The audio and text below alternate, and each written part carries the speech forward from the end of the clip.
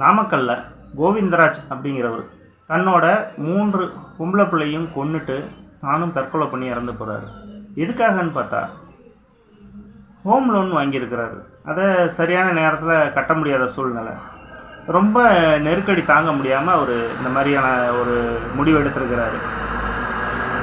இது மாதிரி இப்போ அரசாங்கத்தில் எவ்வளவோ இது கொண்டு வராங்க, இந்த மாதிரி பிரச்சனையெல்லாம் நடக்கக்கூடாது அப்படின்னு அதை தடுக்கிறதுக்காக சட்டம் கொண்டு வராங்க, ஆர்டர்ஸ் போடுறாங்க.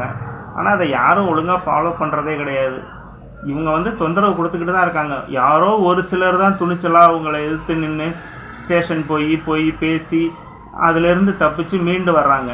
எல்லாருக்குமே ஒரு சூழ்நிலை, இந்த வேலையில் சிரமம் ஏற்படலாம், தொழில் சரியில்லாமல் போகலாம். அந்த மாதிரியான சூழ்நிலையில் கட்ட முடியாத சிரமப்படுறாங்க. அந்த மாதிரி நேரத்தில் நிறுவனங்கள் கொஞ்சம் விட்டு கொடுத்தாக்க அவங்க கட்ட வேண்டியவங்களும் அந்த பிரச்சனைகள்லேருந்து கொஞ்சம் மீண்டு அதுக்கப்புறமா பணம் கட்டுவாங்க. நிறுவனங்களுக்கும் பணம் நஷ்டம் இல்லாமல் போகும்.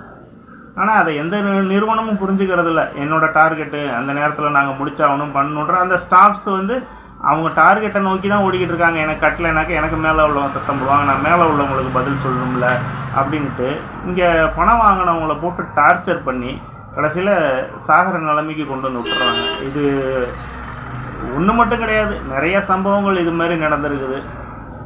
இதுக்கு ஒரு ஸ்ட்ராங்கான ஒரு சட்டம் கொண்டு வந்தால் தான் இதெல்லாம் தடுக்கவே முடியும்.